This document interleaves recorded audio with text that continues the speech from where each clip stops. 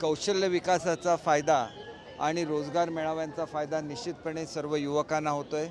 मुख्यमंत्री कौशल्य विकास योजनेअंतर्गत 6,000, 8,000, 10,000 विद्यावेतन हे त्यांना 6 महिन्यासाठी दिलं जाणार आहे।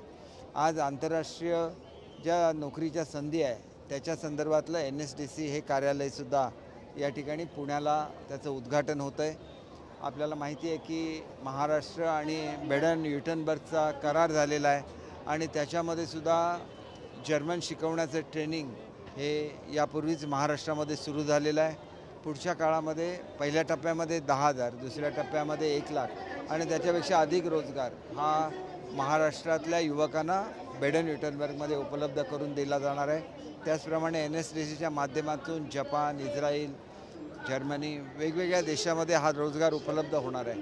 हे पंतप्रधान महोदयांचं स्वप्न आहे, आदरणीय मोदी साहेबांचं, जे आपण सर्वजण साकार करतोय। त्याच्यामध्ये शिंदे साहेब, फडणवीस साहेब, अजितदादा सर्वांचंच आणि त्याच्याचबरोबर आमचे आदरणीय लोढा साहेब, आदरणीय चंद्रकांत दादा पाटील साहेब आणि इतर सर्वच मंत्री महोदयांचं, उदय सामंत साहेब, सर्वच मंत्री महोदयांचं मोठं योगदान राहिलेलं आहे।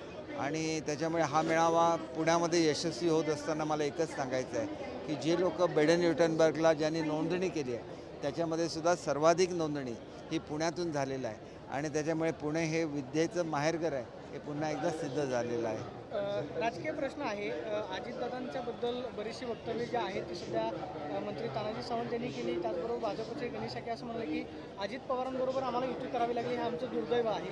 तुम्हालाही तसंच वाटतं? कारण तुमच्याच सहकारी मित्रांनी अजितदादांवरती आरोप केलेले होते आणि आता तानाजी सावंतांना मुख्यमंत्र्यांनी सुद्धा भेटायला बोलवल्याची माहिती मिळते, नक्की तथ्य काय?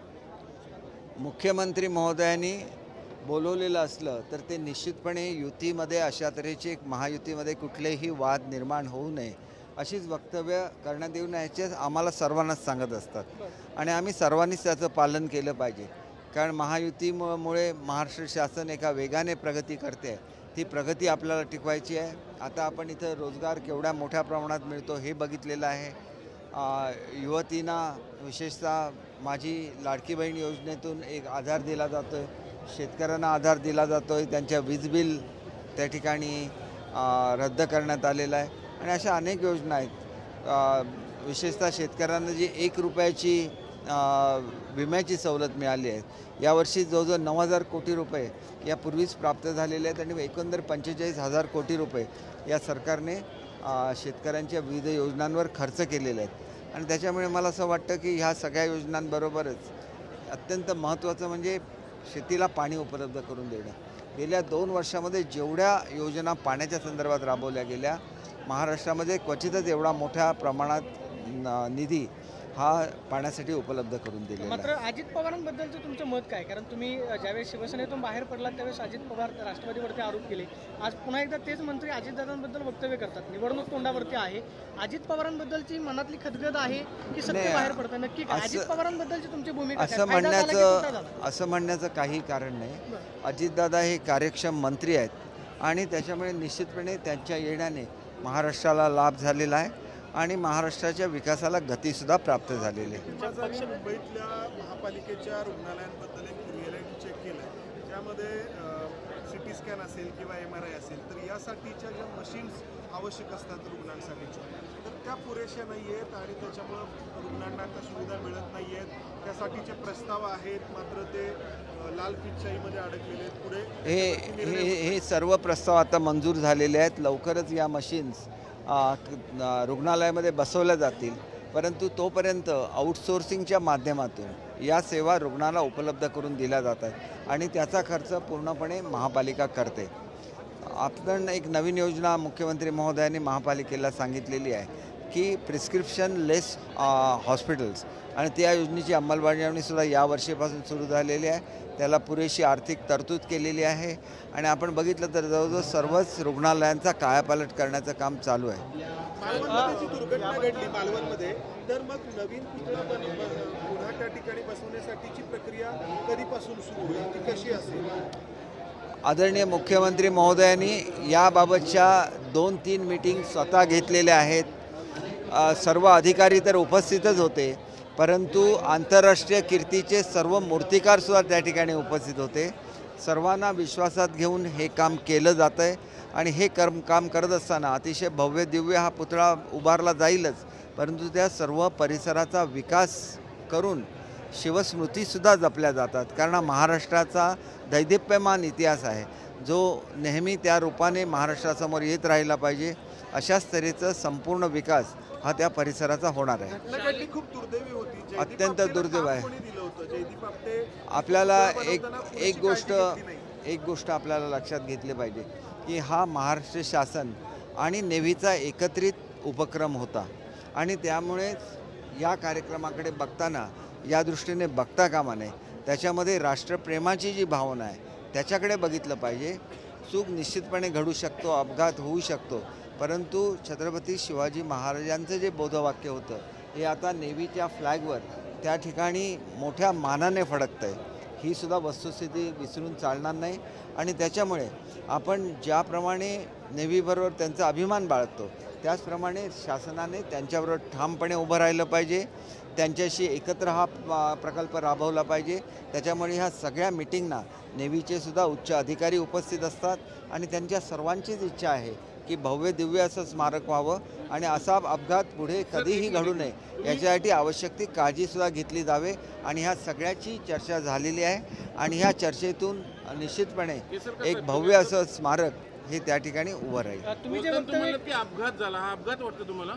एक गोष्ट अशी आहे, प्रत्येक गोष्ट ही शब्दामध्ये पकडण्यामध्ये काय अर्थ नसतो. जे काय घडलं ते घडून गेलेलं आहे. त्याच्या चौकशीसाठी कमिटी नेमलेली आहे. ही कमिटी स्वतंत्रपणे काम करेल आणि पुतळा उभारण्यासाठी स्वतंत्र कमिटी नेमलेली आहे. ती कमिटी वेगळं काम करेल आणि त्याच्यामुळे जे काय निष्कर्ष आहेत ते तांत्रिक समितीचे निष्कर्ष असतील. मी काही बोलायचं, प्रत्येक शब्दातून अर्थ काढता येतो. याच्यामध्ये छत्रपतींच्या बद्दल आदरणीय छत्रपती शिवाजी महाराजांच्या बद्दलची भावना आहे ही आमच्या सर्वांचीच भावना, हे ते आमचं दैवत आहे, हीच आहे. आणि त्याच्यामुळे याच्यामधून पुढे काहीतरी एक भव्य असं उभं राहावं हीच संकल्पना घेऊन तातडीने काम सुरू झालेलं आहे. आणि हे करत असताना जर कोणी दोषी असेल तर त्याबाबतसुद्धा त्यांना कुठेही स्पेअर केलं जाणार नाही याची खात्री आपण बघितलेलं आहे की दोन्ही जे संबंधित मूर्तिकार होते, कन्सल्टंट होते, दोघांना अटक झालेली आहे आणि पुढच्या काळामध्ये असं घडणार नाही याच्यासाठी योग्य काळजी घेतली जाईल. भ्रष्टाचार कसा होऊ शकतो? आपण काय बोलताय? हे बघा, आपण असं एक गोष्ट लक्षात घ्या, आपण कोणाबद्दल बोलताय तर थोडंसं भान ठेवा. हा पुतळा कोणी बसवलेला आहे? हा पुतळा बसवताना ती जबाबदारी नेव्हीवर देण्यात आलेली होती. आपण असं बोलू शकत नाही नेव्हीबद्दल. जे लोक बोलत आहेत त्यांना स्वाभिमान नाही आहे का? आपल्या राष्ट्राचं रक्षण कोण करतं? आपल्या समुद्रकिनाऱ्यांचं रक्षण कोण करतं? नेव्ही करत असते. आणि त्याच्यामुळे निश्चितपणे ती त्यातली टेक्निकल एजन्सी नाही, पण त्यांची भावना काय होती की छत्रपती शिवाजी महाराजांचा पुतळा या ठिकाणी उभा राहायला पाहिजे. ती पहिले नेव्हल किंग आहेत ते, म्हणजे ज्यांनी नाविक दल उभारलं असे पहिले राजे हे छत्रपती शिवाजी महाराज होते. नेव्हीला अभिमान आहे, आम्हाला सगळ्यांना अभिमान आहे. आपण सगळ्यांनी मिळून असं बघितलं पाहिजे की आम्ही एकत्र काम केलं पाहिजे. असं कोणावर दोषारोप करण्याचं काम करता कामा नये, कारण याच्यामागची भावना लक्षात घेतली पाहिजे. करताना जर दोष त्याच्यामध्ये राहिलेले असतील तर त्यांना निश्चितपणे सजा होईल. परंतु हे एन्क्वायरी कमिटीसुद्धा करत असताना नेव्हीचे अधिकारीसुद्धा त्याच्यामध्ये आहेत. त्याच्यामुळे सत्य बाहेर पडेल. नेव्हीबद्दल आम्हाला अभिमान आहे, तुम्हाला अभिमान आहे आणि छत्रपती शिवाजी महाराज ते आपले दैवत आहेत. त्याच्यामुळे त्यांच्याबद्दल तर आपल्याला नेहमीच आदर आणि परम आदर असणार. ह्याच्याबद्दल कुठलंही दुमत कोणीही विचारू नये. आणि जेवढं आपण आतमध्ये जात राहू तेवढं आतमधून एखाद्या शब्दातून वेगवेगळे अर्थ निघू शकतात. आम्हीसुद्धा विचार करतो की आता कृती करायची वेळ आहे. आता बोलण्याची वेळ संपून गेलेली आहे, कृती करायची वेळ. आणि आम्ही सगळ्यांनी मिळून जे काही छत्रपती शिवाजी महाराजांचा आदर राखण्याचे जे जे काही करता येईल सर्वजण मिळून करूया. तुम्ही जे वक्तव्य केलेलं होतं त्यावरती मुख्यमंत्री तुमच्यावरती नाराज आहेत अशा पद्धतीची चर्चा होती. तुम्ही असं हे सगळं वाईट घडली गोष्ट त्याच्यातून काही नवीन त्याच्यामध्ये कुठलाही वाईट अर्थ नाही आहे. पुतळा अधिक भव्य झाला पाहिजे ही त्याच्यामागची भावना आहे. शिवसृष्टीची निर्मिती तिथं झाली पाहिजे ही भावना आहे. तिथं काय काय रिझर्वेशन्स आहेत हे मी मुख्यमंत्री महोदयांच्या आणि कमिटीच्या निदर्शनाला आणून दिलेलं आहे. त्याच्यावर अभ्यास करण्याचे आदेश मुख्यमंत्री महोदयांनी दिलेले आहेत. आणि त्याच्यामुळे मी असं कुठलंही वक्तव्य केलेलं नाही ज्याच्यामुळे छत्रपतींच्याबद्दल अनादर निर्माण होईल. घडलेली घटना घडून गेलेली अतिशय वाईट आहे, पण ह्या वाईटामधून काहीतरी चांगलं निर्माण व्हावं, एवढं भव्य निर्माण व्हावं की जसं स्टॅच्यू ऑफ लिबर्टी आहे, आपल्याकडे सुद्धा सरदार वल्लभभाई पटेलांचा पुतळा उभा राहिलेला आहे, भारतरत्न बाबासाहेब आंबेडकरांचा पुतळा उभा राहतो आहे.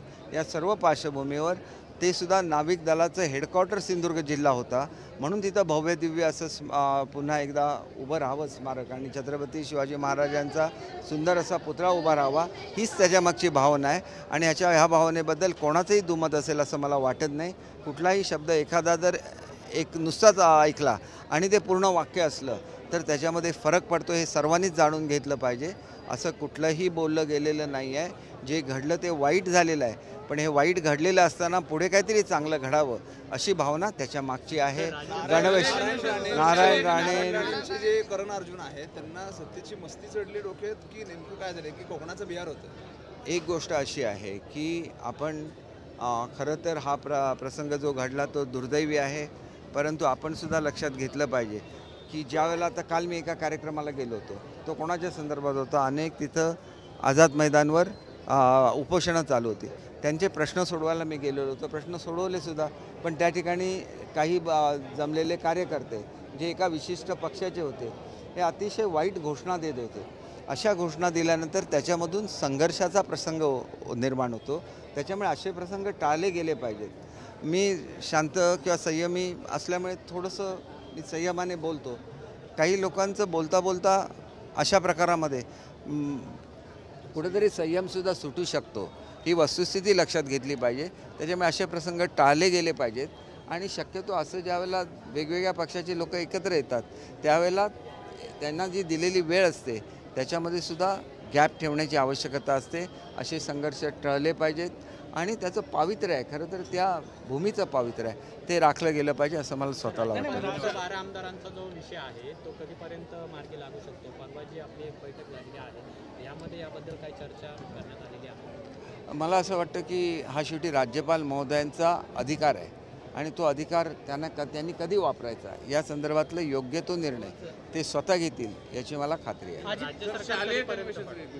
शालेय गणवेश हा अतिशय चांगल्या दर्जाचे कपडे ह्यावेळेला दिले जात आहेत, जे स्काउट गाईडच्या जो युनिफॉर्म आहे त्याच्याशी संबंधित आहेत. स्काउट गाईडने पूर्वी आम्हाला पुढच्या वर्षीपासून स्काय ब्ल्यू हा कलर दिला जाणार असं सांगितलेलं होतं आणि त्याच्यामुळे आम्ही स्काय ब्ल्यू कलरची ऑर्डर दिलेली होती. कपडा पूर्वी दिलेला किती निकृष्ट दर्जाचा होत होता लोकल लेवलवर, हे स्वतः त्यावेळेला दिलेले कपडे आणि ह्यावेळेला दिलेल्या कपड्याची कंपॅरिझन करून दाखवलेली आहे. याच्यामध्ये महिलांना मोठ्या प्रमाणात रोजगार निर्माण झालेला आहे. जवळजवळ 24,000 महिला याच्यावर काम करत आहेत.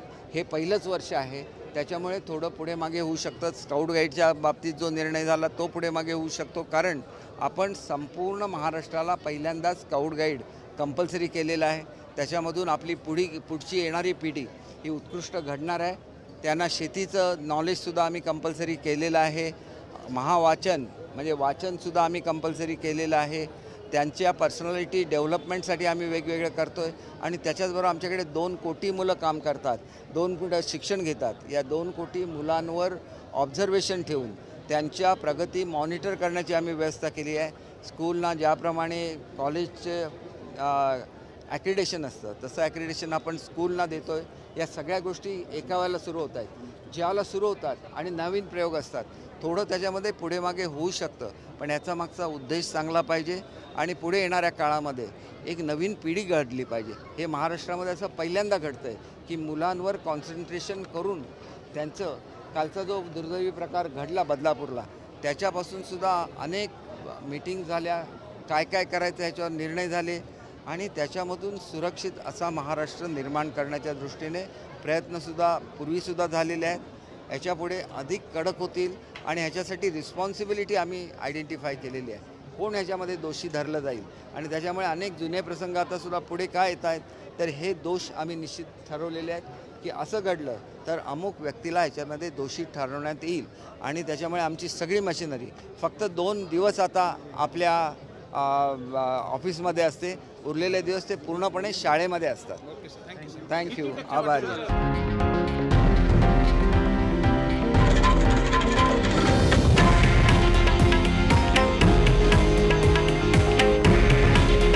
हे आहे देशातील नंबर 1 न्यूज नेटवर्क आणि आपण पाहत आहात TV9 मराठी.